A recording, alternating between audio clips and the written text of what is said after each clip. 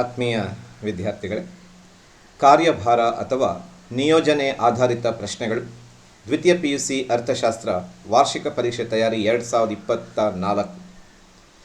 ನಿಯೋಜನೆ ಆಧಾರಿತ ಪ್ರಶ್ನೆಗಳು ಅರ್ಥಶಾಸ್ತ್ರದಲ್ಲಿ ವಿದ್ಯಾರ್ಥಿಗಳಿಗೆ ಬಹಳ ಸುಲಭವಾದಂತಹ ಒಂದು ಪ್ರಶ್ನಾ ವಿಭಾಗ. 5 ಅಂಕಗಳಿಗೆ ನಾವು ಒಂದು ಸ್ವಲ್ಪ ತಯಾರಿ ಮಾಡಿಕೊಂಡ್ರೆ ಖಂಡಿತ 5ಕ್ಕೆ 5 ಅಂಕ ತಗೋಬೋದು. ಹಾಗಾದರೆ ಇಲ್ಲಿ ಏನೆಲ್ಲ ಪ್ರಶ್ನೆ ಕೇಳ್ತಾರೆ ನೋಡೋಣ, ತಿಳ್ಕೊಳ್ಳೋಣ ಹಾಗೂ ಯಶಸ್ವಿಯಾಗಿ ಪರೀಕ್ಷೆಯನ್ನು ಎದುರಿಸೋಣ.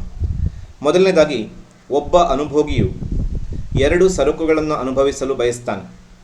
ಬಾಳೆಹಣ್ಣಿನ ಬೆಲೆ 5 ರೂಪಾಯಿ, ಮಾವಿನ ಹಣ್ಣಿನ ಬೆಲೆ 10 ರೂಪಾಯಿ ಆಗಿದ್ದರೆ ಅನುಭೋಗಿಯ ಆದಾಯ 40 ರೂಪಾಯಿ ಇದೆ ಅಂತ ಇಟ್ಕೊಳ್ಳೋಣ.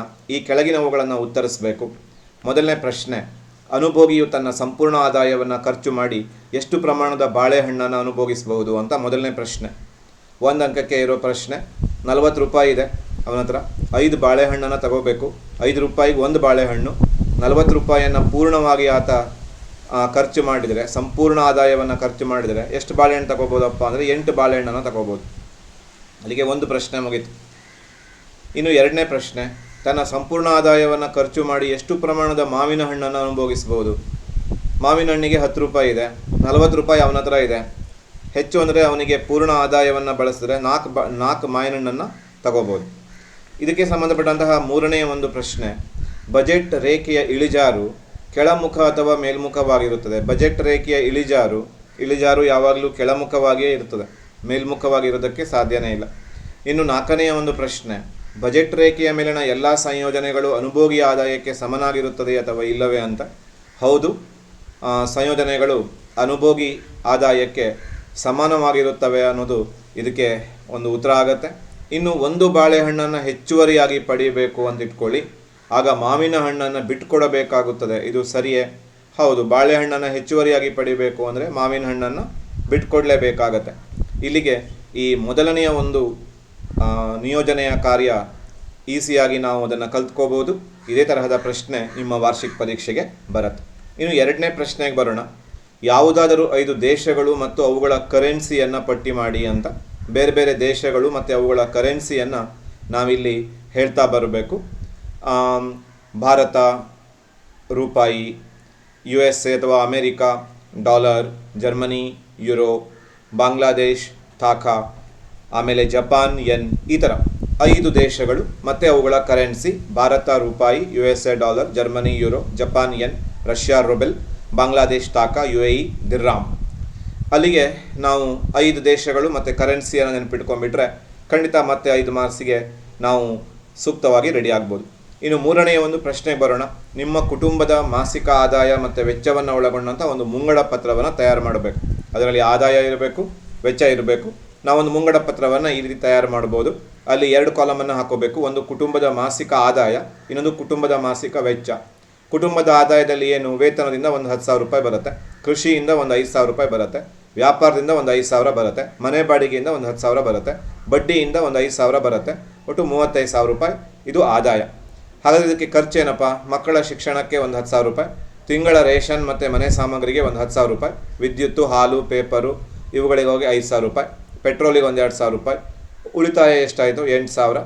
ಅಲ್ಲಿಗೆ ಒಟ್ಟು ವೆಚ್ಚ ಮತ್ತು ಆದಾಯಗಳನ್ನು ನಾವಿಲ್ಲಿ ಸರಿದೂಗಿಸಿ ಒಂದು ಮುಂಗಡ ಪತ್ರವನ್ನು ತಯಾರು ಮಾಡಿದ್ದೀವಿ. ಈ ಥರ ಒಂದು ಮುಂಗಡ ಪತ್ರವನ್ನು ತಯಾರು ಮಾಡಿದ್ರೆ ನಮಗೆ ಮತ್ತೆ 5 ಮಾರ್ಕ್ಸು ಸಿಗತ್ತೆ. ಇನ್ನು ಈ ನಿಯೋಜನೆ ಕಾರ್ಯದಲ್ಲಿ ಕೊನೆಯ ಒಂದು ಪ್ರಶ್ನೆ, ಈ ಕೆಳಗಿನ ಕೋಷ್ಟಕದಲ್ಲಿ ಕಾಣೆಯಾದ ಉತ್ಪನ್ನಗಳನ್ನು ಕಂಡುಹಿಡಿಯಿರಿ ಅಂತ. ಇಲ್ಲಿ ಉತ್ಪಾದನಾಂಗವನ್ನು ಕೊಟ್ಟಿದ್ದಾರೆ. 0, 1, 2, 3, 4, 5, 6 ಉತ್ಪಾದನಾಂಗಗಳು. TPಯಲ್ಲಿ ಟೋಟಲ್ ಪ್ರಾಡಕ್ಟು 0, 10, 24, 40. ಇಲ್ಲಿ ಡ್ಯಾಶ್ ಕೊಟ್ಟಿದ್ದಾರೆ 57. ಆಮೇಲೆ ಮಾರ್ಜಿನಲ್ ಪ್ರಾಡಕ್ಟಲ್ಲಿ 0, ಡ್ಯಾಶ್, 16, 10, 6, 1 ಕೊಟ್ಟಿದ್ದಾರೆ.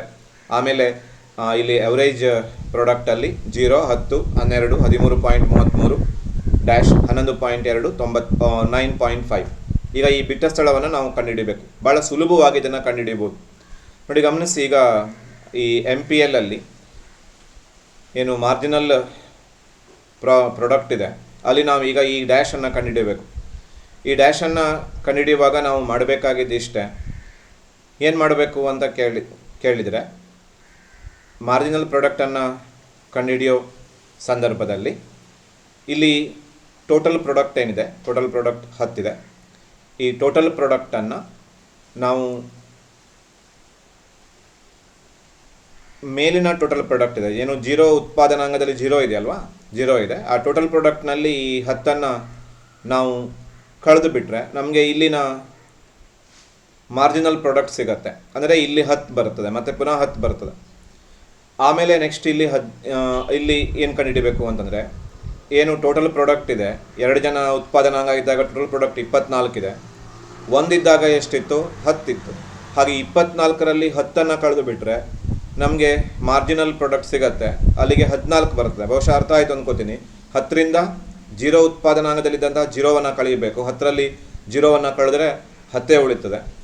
ಆಮೇಲೆ ನೆಕ್ಸ್ಟ್ ನಾವು ಇಲ್ಲಿ ಬಿಟ್ಟ ಸ್ಥಳ ಕಂಡುಹಿಡಬೇಕಾದ್ರೆ 2 ಜನ ಉತ್ಪಾದನಾಂಗ ಇದ್ದಾಗ 24 ಟೋಟಲ್ ಪ್ರಾಡಕ್ಟ್ ಇದೆ, ಒಬ್ಬರಿದ್ದಾಗ 10 ಆಗಿತ್ತು. ಹಾಗೆ ನಾವು 24ರಲ್ಲಿ 10 ಕಳೆಯಬೇಕು, ಅಲ್ಲಿಗೆ 14 ಸಿಕ್ತು. ಅಲ್ಲಿಗೆ ಇಲ್ಲಿ 10, ಇಲ್ಲಿ 14 ಸಿಕ್ತು. ಆಮೇಲೆ ನೆಕ್ಸ್ಟ್ ನಮಗೆ ಇಲ್ಲಿ 4 ಜನ ಇದ್ದಾಗ ಏನು ಟೋಟಲ್ ಪ್ರಾಡಕ್ಟ್ ಬರ್ತದೆ ಅನ್ನೋದನ್ನು ನಾವು ಕಂಡುಹಿಡಿಯಬೇಕು. ಆವಾಗ ಏನು ಮಾಡಬೇಕು ಅಂತಂದರೆ, 3 ಜನ ಇದ್ದಾಗ 40 ಇದೆ ಯಾವುದು ಟೋಟಲ್ ಪ್ರಾಡಕ್ಟು, ಹಾಗೂ ಮಾರ್ಜಿನಲ್ ಪ್ರಾಡಕ್ಟ್ ಎಷ್ಟಿದೆ? 10 ಇದೆ. ಇವೆರಡನ್ನು ಸೇರಿಸ್ಬಿಟ್ರೆ ನಮಗೆ ಇಲ್ಲಿ ಟೋಟಲ್ ಪ್ರಾಡಕ್ಟ್ ಸಿಗುತ್ತೆ. ಹಾಗೆ 40 + 10 ಇಲ್ಲಿ 50 ಸಿಕ್ತು. ಆಮೇಲೆ ಇದೇ ಥರ ನಾವು ಈ ಗ್ಯಾಪನ್ನು ಕಂಡುಹಿಡಲಿಕ್ಕಾಗತ್ತೆ. ಇಲ್ಲಿ 50 ಇದೆ, 50 ಪ್ಲಸ್ ಇಲ್ಲಿ 5 ಜನ ಇದ್ದಾಗ 6, ಅಲ್ಲಿಗೆ 56. ಇಲ್ಲಿ 50, ಇಲ್ಲಿ 56. ಇನ್ನು ಇಲ್ಲಿ ಎವರೇಜ್ ಪ್ರಾಡಕ್ಟನ್ನು ನಾವು ಕಂಡುಹಿಡಬೇಕು. ಎವರೇಜ್ ಪ್ರಾಡಕ್ಟನ್ನು ಕಂಡುಹಿಡಲಿಕ್ಕೆ ಏನು ಮಾಡಬೇಕು ಅಂದರೆ, ಇಲ್ಲಿ 50 ಬಂದಿದೆ ಅಲ್ವಾ, ಈ 50 ಉತ್ಪಾದನಾಂಗ 4 ಇದೆ, 50 4ರಿಂದ ನಾವು ಭಾಗಿಸ್ಬಿಟ್ರೆ ಆಗ ಇಲ್ಲಿ ಸಿಗುತ್ತೆ 12.5 ಬರ್ತದೆ. ಇನ್ನೊಂದ್ಸಲ ಹೇಳ್ತೀನಿ ನೋಡಿ, ಇದೇ ಥರ ನಾವು ಮಾಡಿದ್ರಾಯಿತು. ಈಗ ನಮಗೆ ಎವರೇಜ್ ಪ್ರಾಡಕ್ಟ್ ಬೇಕಪ್ಪ ಅಂತಂದರೆ, ಈಗ 10 ಇದೆ ನೋಡಿ, ಇಲ್ಲಿ ಇದರ ಎವರೇಜ್ ಪ್ರಾಡಕ್ಟು ಇಲ್ಲಿ 10 ಇದೆ ಅಂತಂದರೆ ನಾವು ಏನು ಮಾಡಬೇಕು, ಇಲ್ಲಿ 10 ಟೋಟಲ್ ಪ್ರಾಡಕ್ಟನ್ನು ಉತ್ಪಾದನಾಂಗದಿಂದ ಭಾಗಿಸ್ಬೇಕು. 10 1ರಿಂದ ಭಾಗಿಸಿದ್ರೆ 10 ಬರ್ತದೆ. 24 2ರಿಂದ ಭಾಗಿಸಿದಾಗ 24 ಬರ್ತದೆ. 40 3ರಿಂದ ಭಾಗಿಸಿದಾಗ 13.33 ಬರುತ್ತೆ. ಅದೇ ಥರ ಇಲ್ಲಿ 50 ಬಂತಲ್ವಾ, ನಾವು ನೋಡಿದ್ದೀವಿ. ಆಗ 50 ಬಂತು. 50 4ರಿಂದ ಭಾಗಿಸಿದ್ರೆ ಏನು ಬರ್ತದೆ? 50 4ರಿಂದ ಭಾಗಿಸಿದ್ರೆ 12.5 ಬರ್ತದೆ. ಅದು ಎವರೇಜ್ ಪ್ರಾಡಕ್ಟು. ಆಮೇಲೆ ಮಾರ್ಜಿನಲ್ ಪ್ರಾಡಕ್ಟ್ ಬೇಕು ಅಂತಂದರೆ ನಾವು ಇದರಿಂದ ಈ ಭಾಗದಲ್ಲಿ ಏನು ನಮಗೆ ಇದರ ಮಾರ್ಜಿನಲ್ ಪ್ರಾಡಕ್ಟ್ ಬೇಕಲ್ವಾ, ಆವಾಗ ಇದರ ಹಿಂದಿನ ಮಾರ್ಜಿನಲ್ ಪ್ರಾಡಕ್ಟನ್ನು ಕಳೆಯಬೇಕು.